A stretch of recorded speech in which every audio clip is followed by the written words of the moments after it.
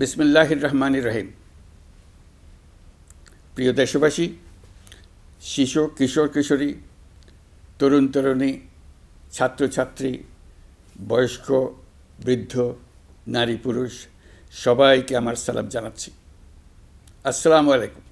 শুরুতেই আপনাদের সবাইকে জানাই পবিত্র ঈদুল আজহার শুভেচ্ছা। ঈদ মোবারক। প্রতি বছরই এই দিনটি আমাদের সামনে হাজির হয় ত্যাগের এক মহান দৃষ্টান্ত হয়ে।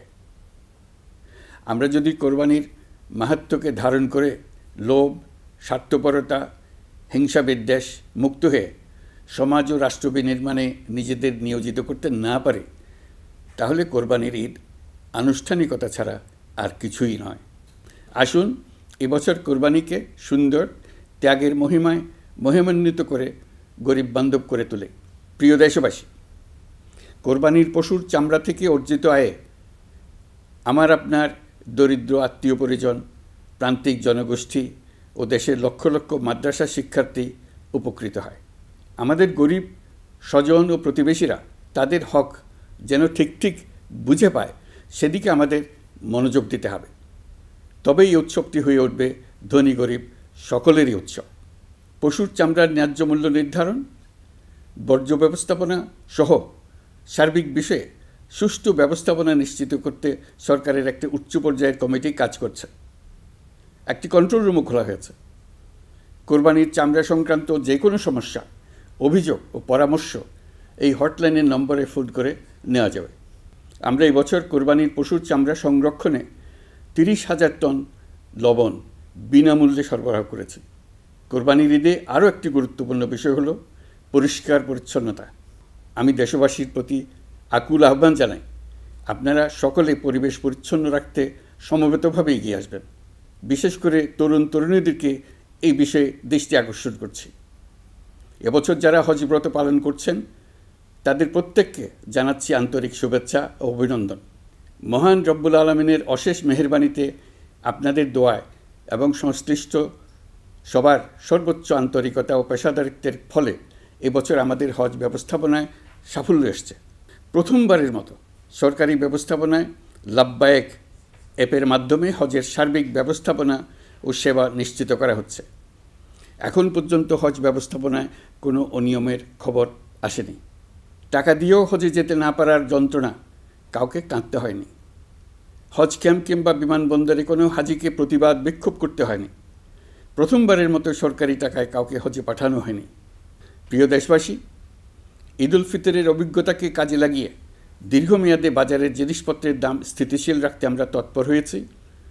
এবার কোরবানির ঈদেও কোনো জিনিসের দাম যাতে আকস্মিকভাবে বেড়ে না যায়, সেদিকে আমরা সর্বোচ্চ নজর দিয়েছি। ফলে এবার আলু, পেঁয়াজ, ডিম, চিনি, শাকসবজি, তরিতরকারি ও মশলাসহ অধিকাংশ পণ্যের দাম গত বছরের তুলনায় কমেছে। আমরা সার্বিক বাজার ব্যবস্থাকে দুর্বৃত্তদের চক্র থেকে বের করে এনে বাজারে একটা প্রতিযোগিতামূলক পরিবেশ তৈরি করতে পেরেছি। জনগণকে ন্যায্য মূল্যে নিত্য প্রয়োজনীয় জিনিস পৌঁছে দিতে সরকারের সব রকমের চেষ্টা অব্যাহত আছে। পাশাপাশি এই কোরবানির ঈদেও দেশবাসী যাতে নির্বিঘ্নে নিজেদের দেশের বাড়িতে যাতায়াত করতে পারেন, সেজন্য সরকার সর্বোচ্চ ব্যবস্থা নিয়েছে। আইনশৃঙ্খলা বাহিনীর সদস্যরা মানুষের জানমালের নিরাপত্তায় সজাগ রয়েছেন। ঈদের ছুটির মধ্যেও বিপুল সংখ্যক কর্মকর্তা কর্মচারী এবং পুলিশ ও সেনাবাহিনীর সদস্যরা অক্লান্ত পরিশ্রম করছেন। আমি তাদের প্রতি আন্তরিক কৃতজ্ঞতা জানাচ্ছি।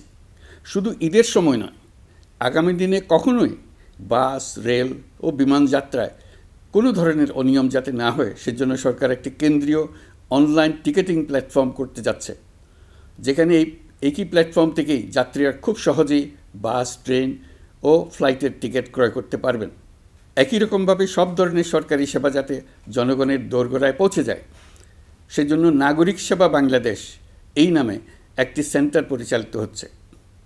দেশের সর্বত্র শহরে, হাটে বাজারে তরুণ তরুণীদের মাধ্যমে বেসরকারি ব্যবস্থাপনায় সার্ভিস সেন্টার স্থাপনের কাজ শুরু করেছে। এটি ঢাকা শহরে কয়েকটি সেবাকেন্দ্রের মাধ্যমে শুরু হয়েছে। প্রশিক্ষণপ্রাপ্ত স্থানীয় তরুণ উদ্যোক্তারা নাগরিক সেবা কেন্দ্র থেকে সাধারণ নাগরিকদের এনআইডি, পাসপোর্ট, লাইসেন্স, পুলিশের কাছে জিডি করা, কর ফাইলিং করা সহ বিভিন্ন সরকারি ডিজিটাল সেবা দেবেন। এর ফলে দালাল চক্রের খপ্পর থেকে মুক্তি পাওয়া যাবে, নানা রকম হয়রানি ও ভোগান্তি কমবে বলে আমরা আশাবাদী। এই প্রজেক্ট শূন্য বাজেটে আমরা শুরু করেছি। দেশের বিদ্যমান অব্যবহৃত সম্পদ ব্যবহার করেই সামনে এগিয়ে চলা সম্ভব, এটাই আমরা বাস্তবে করে দেখার চেষ্টা করছি। আমাদের চেষ্টা হচ্ছে প্রতিটি মন্ত্রণালয় থেকে যতগুলি সেবা এর আওতায় আনা যায় সবগুলোকে নিয়ে আসা। আমরা চেষ্টা করছি যাতে শিশু জন্মগ্রহণ করা মাত্রই তার জন্ম সনদ পেয়ে যায়। ওটাই হবে তার নাগরিক স্বীকৃতি এবং রাষ্ট্র কর্তৃক তার দায়িত্ব গ্রহণের অঙ্গীকার।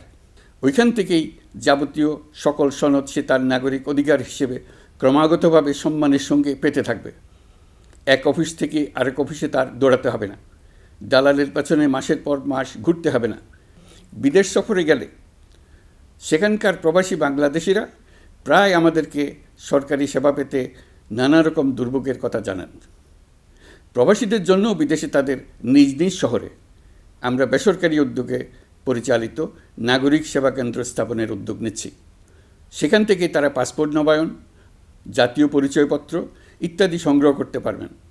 এগুলো কঠিন কাজ, এগুলোকে কঠিন করা হয়েছে, কিন্তু এখন সরকারের অভ্যন্তরে সাহসী ও উদ্যোগী সিনিয়র সচিব এবং ডিজিদের সহযোগিতায় অন্তর্বর্তী সরকারের মেয়াদকালে আমরা এটা সমাপ্ত করতে বদ্ধপরিকর। প্রিয় দেশবাসী, আপনারা জানেন ঐতিহাসিক অভ্যুত্থানের পর এই সরকার যখন দায়িত্ব গ্রহণ করে তখন দেশের অর্থনৈতিক অবস্থা ছিল ভয়াবহ। ভয়ঙ্করভাবে যুদ্ধবিধ্বস্ত দেশের অর্থনীতিও এতটা খারাপ থাকে না যতটা খারাপ করে দিয়েছে 16 বছরের লাগামহীন লুটপাটতন্ত্র। আশার বিষয় হচ্ছে শুধু ব্যাংক নয়, প্রত্যেকটি আর্থিক প্রতিষ্ঠান এখন ঘুরে দাঁড়িয়েছে। জনগণের আমানত এখন নিরাপদ। অর্থনীতির অধিকাংশ সূচক ইতিবাচক ধারায় ফিরে এসছে। আমাদের অর্থনীতির ইতিবাচক ধারা বিদেশি বিনিয়োগকারীদেরকেও আকৃষ্ট করছে। বৈদেশিক মুদ্রার রিজার্ভ শূন্যে নেমে যাওয়ার ভয়ে পতিত সরকার বিদেশি ব্যবসায়ীদের আয় নিজ দেশে নিতে দিচ্ছিল না। আমরা সেটা নিরসন করেছি, বৈদেশিক মুদ্রার রিজার্ভকে ইতিবাচক অবস্থায় নিয়ে আসতে পেরেছি। এই অর্থ বছরে আমরা চেষ্টা করেছি এমন একটি বাজেট দিতে যা সত্যিকার অর্থে জনকল্যাণমুখী হয়। দেশের ইতিহাসে প্রথমবারের মতো একটি বাজেট তার আগের বছরের চেয়ে ছোট হয়েছে।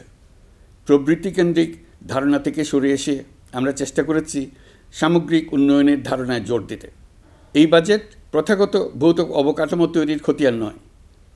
এই বাজেটে প্রাধান্য দেওয়া হয়েছে মানুষকে। নজরদারি বৃদ্ধির ফলে রপ্তানি আয় বেড়েছে। অর্থনীতির দুঃসময়ে আমাদের প্রবাসী ভাই বোনেরা রেমিটেন্স যোদ্ধা হিসেবে এগিয়ে এসছেন, যার ফলে রেমিটেন্স প্রবাহ উল্লেখযোগ্যভাবে বৃদ্ধি পেয়েছে। আমি জাতির পক্ষ থেকে সকল রেমিটেন্স যোদ্ধাকে কৃতজ্ঞতা জানাচ্ছি। স্বৈরাচারী সরকারের পতনের পর অর্থ পাচার রোধে কঠিন পদক্ষেপ নিয়েছে অন্তর্বর্তী সরকার। এছাড়া পুরনো আমদানির দায় পরিশোধ হওয়ায় বৈদেশিক মুদ্রার রিজার্ভের উপরও চাপও কমেছে।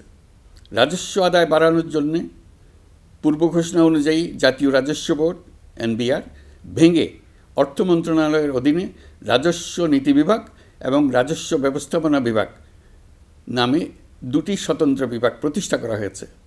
এটি একটি বড় কাঠামোগত সংস্কার। এই সিদ্ধান্তের ফলে বিশাল আকারের দুর্নীতি কমবে, রাজস্ব ব্যবস্থার দক্ষতা বাড়বে, স্বার্থের দ্বন্দ্ব কমবে এবং রাজস্ব আহরণের আওতা সম্প্রসারিত হবে। অর্থনীতি সহ বিগত মাসগুলোতে সরকারের প্রত্যেকটি মন্ত্রণালয় ছোট বড় বহু সংস্কারের উদ্যোগ নিয়েছে। মোট 54টি মন্ত্রণালয়ে 1000-এরও উপরে সংস্কার ও উন্নয়ন সংক্রান্ত পদক্ষেপ নেওয়া হয়েছে। এর পাশাপাশি আমরা যে সংস্কার কমিশন করেছিলাম তাদের সুপারিশের মধ্য থেকে আশু করণীয় সুপারিশগুলো দ্রুত বাস্তবায়নের জন্য মন্ত্রণালয়গুলো কাজ করে যাচ্ছে। মে মাস পর্যন্ত বিভিন্ন সংস্কার কমিশন থেকে প্রাপ্ত সুপারিশের ভিত্তিতে 54টি মন্ত্রণালয়ে 129টি সুপারিশ বাস্তবায়ন করা হয়েছে। এই সকল সংস্কার কাজের মধ্যে কয়েকটি চুম্বক অংশ আজ আপনাদের সামনে তুলে ধরতে চাই। আইন ও বিচার বিভাগ মোট 33টি গুরুত্বপূর্ণ সুপারিশ ইতিমধ্যে বাস্তবায়ন করেছে। এর মধ্যে উল্লেখযোগ্য হল ইন্টারন্যাশনাল ক্রাইমস ট্রাইব্যুনাল অ্যাক্ট 1973 সংশোধন ও পুনর্গঠন করে আইনটি আন্তর্জাতিক মানের সাথে সামঞ্জস্যপূর্ণ করা। বিচার বিভাগীয় সংস্কার কমিশনের প্রস্তাব অনুযায়ী সুপ্রিম কোর্ট বিচারক নিয়োগ অধ্যাদেশ 2025 প্রণয়ন ও জারি করা হয়েছে। এর অধীনে প্রথমবারের মতো বাংলাদেশের ইতিহাসে গণবিজ্ঞপ্তির মাধ্যমে সুপ্রিম কোর্টে বিচারক নিয়োগের সুযোগ তৈরি হয়েছে। দেওয়ানি কার্যবিধির সংশোধন করা হয়েছে, যার ফলে এখন বাদীকে আর দিনের পর দিন সশরীরে আদালতে যেতে হবে না। এক একটি দেওয়ানি মামলা নিষ্পত্তি হতে আগে যত সময় লাগত, এই সংশোধনীর ফলে সময়সীমা অর্ধেকে কমিয়ে আনা সম্ভব হবে বলে আমরা মনে করছি। দেশের 1000-এর বেশি অবকাঠামো এবং প্রতিষ্ঠানের নাম পলাতক প্রধানমন্ত্রীর বাবা, মা, ভাই, বোন, আত্মীয় স্বজনের নামে প্রতিষ্ঠিত করা হয়েছিল। তার মধ্যে ছিল সেনানিবাস, বিমানঘাঁটি, নৌবাহিনীর জাহাজ, মেগা সেতু, সড়ক, স্থাপনা, স্কুল, কলেজ, বিশ্ববিদ্যালয়, হাসপাতাল, গবেষণা কেন্দ্র, আরও বহু কিছু। এগুলো সব নাম পরিবর্তন করা হয়েছে। নারী ও শিশু নির্যাতন দমন আইন সংশোধন করা হয়েছে। প্রবাসী ভাই বোনদের অনেক দিনের দাবির পরিপ্রেক্ষিতে পাওয়ার অফ অ্যাটর্নি বিধিমালা সংশোধন করা হয়েছে। এখন পুরনো পাসপোর্টে নো ভিসা রিকোয়ার্ড স্টিকার থাকলে কিংবা জন্মসনদ থাকলে বিদেশ থেকে পাওয়ার অফ অ্যাটর্নি সম্পাদন করতে পারবে। আগামী 2 মাসের মধ্যে আইনগত সহায়তা কার্যক্রম ব্যাপকভাবে বিস্তার করা হবে। বছরে এখন গড়ে 35,000 মামলা নিষ্পত্তি হয়। আমাদের লক্ষ্য এটিকে 2 লক্ষ মামলায় উন্নতি করা। মামলা দায়েরের 48 ঘন্টার মধ্যেই যাদের বিরুদ্ধে মামলার কোনো ভিত্তি নেই তাদের বাদ দেওয়ার ব্যবস্থা করা হচ্ছে। আমরা সর্বোচ্চ চেষ্টা করেছি দেশের মানুষকে লুটপাটতন্ত্র থেকে বের করে আনতে। আপনারা জানেন, বিগত 16 বছরে উন্নয়নের নামে মেগা প্রকল্প নিয়ে কী পরিমাণ লুটপাট হয়েছে। মেগা প্রকল্পগুলো যেন হয়ে উঠেছিল মেগা ডাকাতির প্রকল্প। আমরা দায়িত্ব গ্রহণের পরপরই বিভিন্ন উন্নয়ন প্রকল্প পুনরায় মূল্যায়ন করে দেখেছি যে প্রায় সব প্রকল্পেই ভৌতিক ব্যয় ধরা হয়েছে। শুধুমাত্র সড়ক পরিবহন ও মহাসড়ক বিভাগ, সেতু বিভাগ, রেল মন্ত্রণালয়, বিদ্যুৎ বিভাগ, জ্বালানি ও খনিজ সম্পদ বিভাগ, এই 5টি বিভাগে ব্যয় সংকোচ করা হয়েছে 46,308 কোটি টাকা। এই টাকা দিয়ে জ্বালানি খাতে সমস্ত বকেয়া মিটিয়ে দিয়ে বকেয়ার পরিমাণ শূন্যে নামিয়ে আনা হয়েছে। বৈদেশিক ঋণ পরিশোধ করে সব ধরনের ঋণের ফাঁদ থেকে বেরিয়ে আসা আমাদের অগ্রাধিকার। দেশে বিনিয়োগ বাড়ানো ও নতুন কর্মসংস্থান তৈরিতে আমাদের গুরুত্ব দিতেই হবে। তা না হলে এদেশকে আমরা যে স্থানে নিয়ে যেতে চাই সেখানে নিয়ে যাওয়া সম্ভব হবে না। বিনিয়োগ ও কর্মসংস্থানের ব্যাপারে রাজনৈতিক দল ও জনগণ আমাদের সর্বাত্মক সমর্থন করছেন। সকলের মধ্যে ব্যাপক আগ্রহ, কৌতূহল আমাদের অনুপ্রেরণা যোগাচ্ছে। সংশ্লিষ্টদের সঙ্গে আলোচনা করে বিনিয়োগ পরিবেশ উন্নত করতে 30টি মূল সংস্কার কাজকে অগ্রাধিকার দেওয়া হয়েছে এবং ইতিমধ্যে 18টি সুপারিশ বাস্তবায়ন করা হয়েছে। বিনিয়োগ বান্ধব পরিবেশ গড়ে তুলতে এবং দেশি বিদেশি শিল্প প্রতিষ্ঠানের মধ্যে সংযোগ সৃষ্টি করতে আমরা সর্বোচ্চ চেষ্টা করে যাচ্ছি। গত অক্টোবর হতে মার্চ পর্যন্ত নেট বিদেশি বিনিয়োগ এসছে মোট 756 মিলিয়ন মার্কিন ডলার, অর্থাৎ প্রায় 9,247 কোটি টাকা। বাংলাদেশ ইনভেস্টমেন্ট সামিট 2025-এ নির্দিষ্ট খাতভিত্তিক সেশনের মাধ্যমে ব্যবসায়ী চেম্বার, ব্যাংক ও বেসরকারি খাতের অন্যান্য অংশীদারদের মধ্যে আলোচনা হয়েছে। ইনভেস্টমেন্ট সামিটে বিদেশি বিনিয়োগকারীরা ও রাজনৈতিক দলগুলোর মধ্যেও আলোচনার জন্য আলাদা ব্যবস্থা রাখা হয়েছিল, যাতে করে পরবর্তীতে যে দলই ক্ষমতায় আসুক না কেন তারা যেন বিনিয়োগ বান্ধব বাংলাদেশ গড়তে নিজেদের প্রতিশ্রুতির কথা জানাতে পারেন। সম্প্রতি চীনের বাণিজ্যমন্ত্রী চীনের 100টি কোম্পানির প্রায় 150 বিনিয়োগকারী ও ব্যবসায়ী নিয়ে বাংলাদেশে এসছেন। আমরা আশা করছি খুব দ্রুতই বড় আকারের বিদেশি বিনিয়োগ দেখতে পাব। সম্প্রতি আমি চীন, কাতার, জাপান সহ কয়েকটি দেশ সফর করেছি। এসব সফরেও বিভিন্ন বৈঠকে বাংলাদেশের অর্থনৈতিক সম্ভাবনা অগ্রগতির কথা তুলে ধরেছি। দ্বিপাক্ষিক বাণিজ্য বিনিয়োগের বিষয়ে ফলপ্রসূ আলোচনা হয়েছে। আরও বেশি সংখ্যক বাংলাদেশি যাতে বিদেশে কর্মসংস্থানের সুযোগ পায় সে চেষ্টা করেছি। বাংলাদেশে কাতারি বিনিয়োগকারীদের জন্য একটি বিশেষ অর্থনৈতিক অঞ্চল গড়ে তোলার বিষয়ে আমাদের মধ্যে আলোচনা হয়েছে। বাংলাদেশের লাখো লাখো ছেলেমেয়েরা মাদ্রাসায় পড়াশোনা করে, তাদের জন্য প্রযুক্তি শিক্ষা ও বিদেশি ভাষা শিক্ষা চালু করতে আমরা কাতার চ্যারিটির সাহায্য চেয়েছি। গত মাসে আমি জাপান সফরে গিয়েছিলাম। এই সফরে জাপানের প্রধানমন্ত্রী বাংলাদেশকে বাজেট সহায়তা ও রেলপথ উন্নয়নের জন্য $1 বিলিয়ন মার্কিন ডলারের ঋণ ঘোষণা করেছেন। দ্বিপাক্ষিক 3টি চুক্তিপত্র বিনিময় হয়েছে। এই সফরে দুই দেশের মধ্যে অর্থনৈতিক বিনিয়োগ ও অন্যান্য সহযোগিতার ক্ষেত্রে 6টি সমঝোতা স্মারক অর্থাৎ MOU স্বাক্ষর হয়েছে। বাংলাদেশের কর্মশক্তির দক্ষতা বৃদ্ধি এবং জাপানে তাদের কর্মসংস্থান সহজতর করার লক্ষ্যে জাপানের সঙ্গে আমরা 2টি সমঝোতা স্মারকে স্বাক্ষর করেছি। জাপানের শ্রমিক সংকট রয়েছে, আমরা আগামী 5 বছরে জাপানে 1 লক্ষ কর্মী পাঠানোর চুক্তি সই করেছি। এর চাইতে আরও বেশি শ্রমিক ক্রমাগতভাবে পাঠানোর আয়োজন করে এসছে। প্রিয় দেশবাসী, 1971 সালে বাংলাদেশ স্বাধীন হওয়ার পর অর্থনৈতিকভাবে আমাদের যে উন্নতির শিখরে থাকার কথা ছিল, বিশ্বের কাছে মাথা উঁচু করে দাঁড়াবার কথা ছিল, সেই উচ্চতায় আমরা পৌঁছতে পারিনি। আমরা চাই বাংলাদেশ দক্ষিণ এশিয়ার অর্থনৈতিক প্রাণকেন্দ্র হিসেবে প্রতিষ্ঠিত হোক। এই কারণে বিনিয়োগ পরিষেবার উন্নয়নের পাশাপাশি বন্দরের সক্ষমতা বাড়াতে উদ্যোগ নিয়েছি। এটা করা সম্ভব না হলে দেশের কোটি কোটি মানুষের বেকারত্ব ঘুচবে না, অর্থনৈতিক সংকট রয়েই যাবে। চট্টগ্রাম বন্দর নিয়ে অনেকের মধ্যে কৌতূহল তৈরি হয়েছে।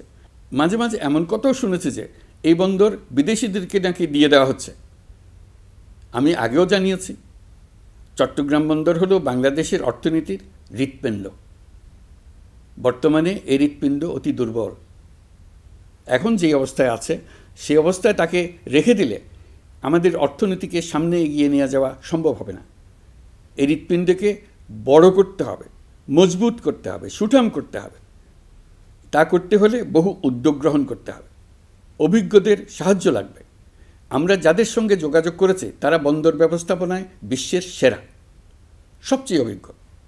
তারা ইউরোপ, কানাডা, অস্ট্রেলিয়া, চীন, দক্ষিণ কোরিয়া, ভারত, পাকিস্তান, তুরস্ক, মধ্যপ্রাচ্য ও আফ্রিকা সহ বিশ্বজুড়ে বন্দর পরিচালনা করে। তাদের কাজ বন্দর ব্যবস্থাপনা। আমাদের লক্ষ্য হলো বন্দর ব্যবস্থাপনার কাজ যত তাড়াতাড়ি সম্ভব তাদের কাছ থেকে শিখে নাও।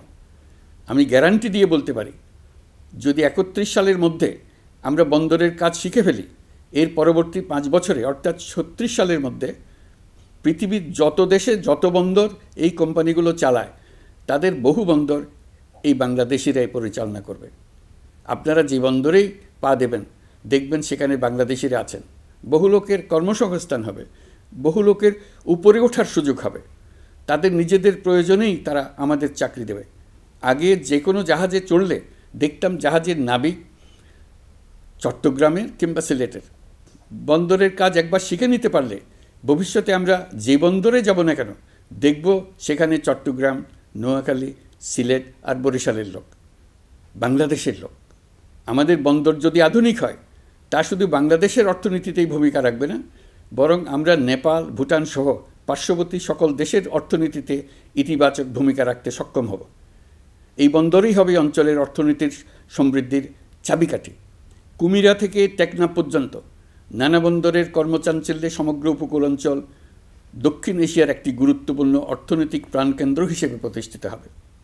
এই পুরো অঞ্চলে অনেকগুলো শিল্পাঞ্চল গড়ে উঠবে শুধু সমুদ্রের সান্নিধ্য এবং তার ব্যবহারের দক্ষতার কারণে।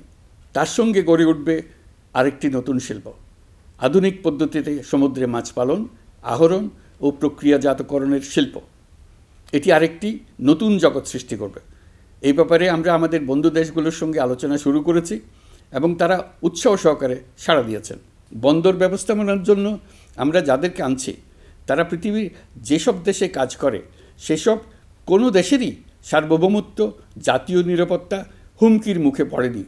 আমি দেশবাসীর প্রতি আহ্বান জানাই, আপনারা নিজেদেরকে ভিত্তিহীন বিরোধিতা এবং অপপ্রচারের শিকার হতে দেবেন না। অন্তর্বর্তীকালীন সরকারের বন্দর ব্যবস্থাপনার উদ্যোগে আপনাদের দৃঢ় সমর্থন অব্যাহত রাখুন।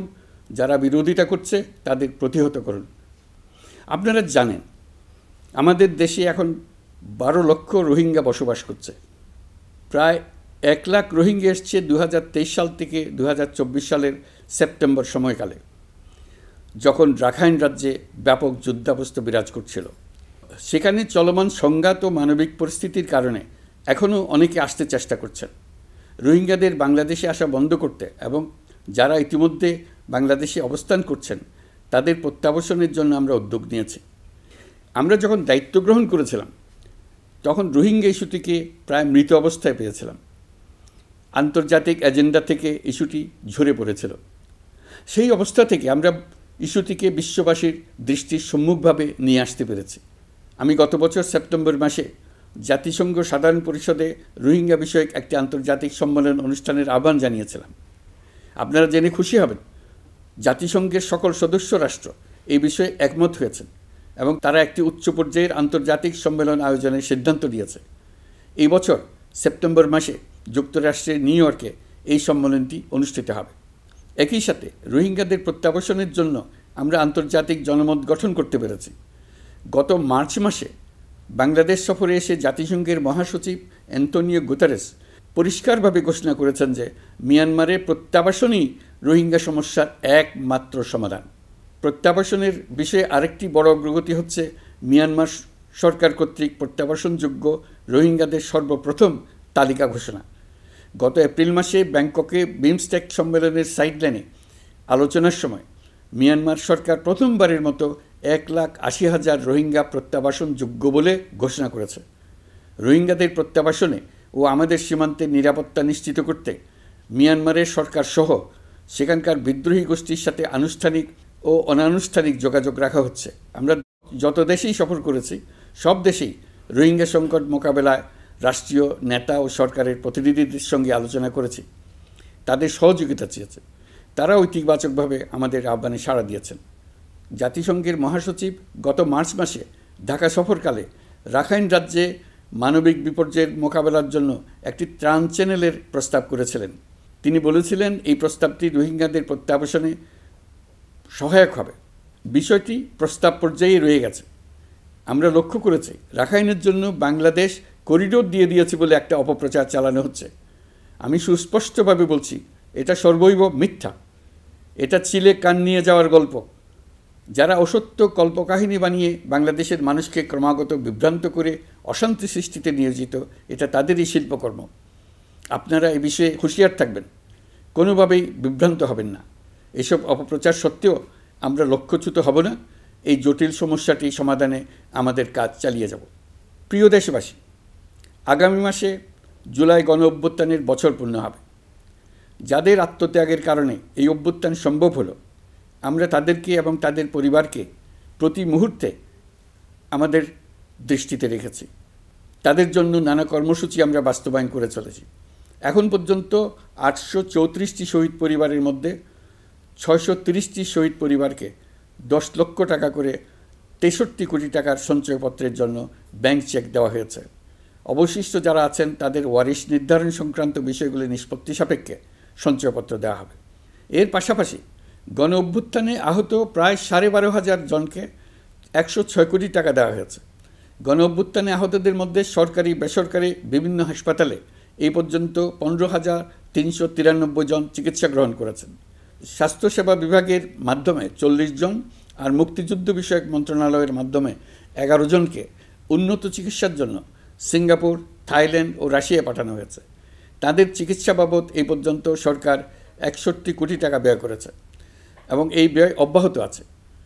আরও 28 জন জুলাই যোদ্ধাকে উন্নত চিকিৎসার জন্য সিঙ্গাপুর, থাইল্যান্ড ও তুরস্কে পাঠানোর প্রক্রিয়া চলছে। এখন পর্যন্ত বিভিন্ন হাসপাতালে চিকিৎসাধীনদের যুক্তরাজ্য, যুক্তরাষ্ট্র, ফ্রান্স, সিঙ্গাপুর, থাইল্যান্ড, চীন, মালয়েশিয়া ও নেপাল থেকে 26 জন বিশেষজ্ঞ চিকিৎসক এসে বিনামূল্যে চিকিৎসা দিয়েছেন। এই চিকিৎসকবৃন্দ শুধু যাতায়াত খরচ গ্রহণ করেছেন, এর বেশি কিছু তারা গ্রহণ করতে চান নাই। আমরা তাদের প্রতি কৃতজ্ঞ। এই পর্যন্ত শহীদ পরিবারগুলোকে সঞ্চয়পত্র প্রদান, আহত ব্যক্তিদের চিকিৎসা ও চেক প্রদান বাবদ সরকার মোট 285 কোটি টাকা ব্যয় করেছে। প্রিয় দেশবাসী, আমি শুরু থেকেই বলেছি, পতিত স্বৈরাচার বাংলাদেশকে যেভাবে ধ্বংসস্তূপ বানিয়েছে, সেখান থেকে নতুন করে যাত্রা শুরু করতে হলে ন্যূনতম 3টি আবশ্যিক কাজ সম্পন্ন করতে হবে। প্রথমত, বিচার ও জবাবদিহিতা প্রতিষ্ঠার উদ্যোগ দৃশ্যমান করে তোলা। দ্বিতীয়ত, রাষ্ট্রের গণতান্ত্রিক পুনর্গঠন ও প্রাতিষ্ঠানিক কাঠামোর সংস্কার সাধনে প্রয়োজনীয় ঐক্যমত ও পথনকশা তৈরি করা। তৃতীয়ত, একটি অবাধ, সুষ্ঠু ও শান্তিপূর্ণ নির্বাচন আয়োজন করে ক্ষমতা হস্তান্তরের গণতান্ত্রিক প্রক্রিয়া সম্পন্ন করা। এই লক্ষ্যে ধ্বংসপ্রাপ্ত নির্বাচন ব্যবস্থাকে স্থায়ীভাবে সংস্কার করা। এই 3টি ম্যান্ডেট হচ্ছে দেশবাসীর সাথে আমাদের চুক্তি। 24-এর শহীদের রক্তে ভেজা এই চুক্তি আপনাদের সার্বিক সমর্থন, আস্থা ও সহযোগিতা নিয়ে এবং পতিত শক্তি ও তার দোসরদের সৃষ্ট সকল বাধা বিপত্তিকে পরাভূত করে আমরা সম্মিলিতভাবে বাস্তবায়ন করতে সক্ষম হব বলে আমার দৃঢ় বিশ্বাস। গত বছর জুলাই আগস্ট মাসে সংঘটিত হত্যাযজ্ঞ সহ বিগত 16 বছরের গুম খুন নির্যাতনের সত্য উদ্ঘাটন এবং আর্থিক খাতের সীমাহীন দুর্নীতি, অনিয়ম ও অপরাধের বিচার প্রক্রিয়া আমরা শুরু করেছি। মানবতা বিরোধী অপরাধের বিচারের জন্য আন্তর্জাতিক অপরাধ ট্রাইব্যুনাল গঠনের পর প্রসিকিউশন টিম গঠন ও তদন্ত কর্মকর্তা নিয়োগের পাশাপাশি বিচারিক কার্যক্রম পরিচালনা প্রক্রিয়াধীন ছিল।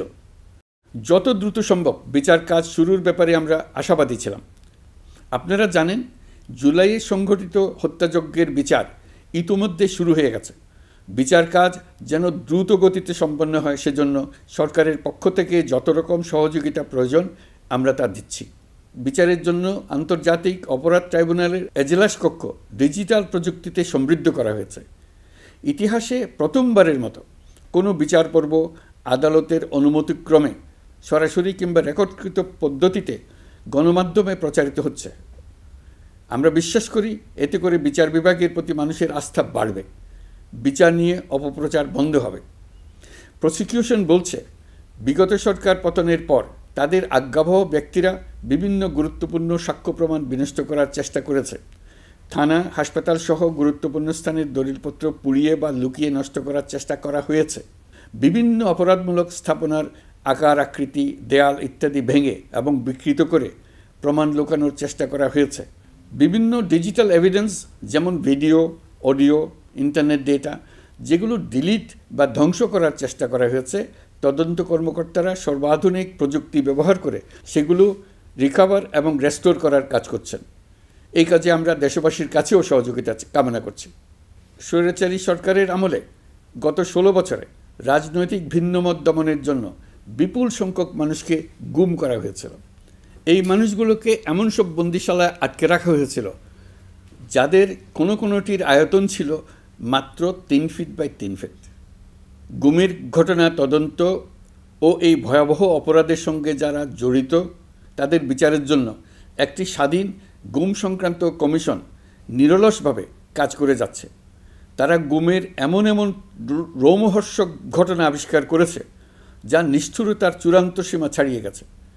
মানুষকে পেট কেটে সিমেন্টের বস্তা ঢুকিয়ে নদীতে ডুবিয়ে দেওয়া হতো, ইঞ্জেকশন দিয়ে অজ্ঞান করে জ্বলন্ত ইটভাটায় নিক্ষেপ করা হতো, ট্রেন ও গাড়ির নিচে ছুঁড়ে ফেলা হতো। কমিশন এখন পর্যন্ত 2টি অন্তর্বর্তীকালীন প্রতিবেদন জমা দিয়েছে। তারা এখনও প্রতিনিয়ত নতুন অভিযোগ পাচ্ছে। ইতিমধ্যে গুমের তদন্ত কার্যক্রমের জন্য ঢাকা শহরের 3টি, চাঁপাইনবাবগঞ্জ ও বগুড়া জেলায় 3টি গুমের কেন্দ্র পরিদর্শন ও সাক্ষ্য গ্রহণ করা হয়েছে।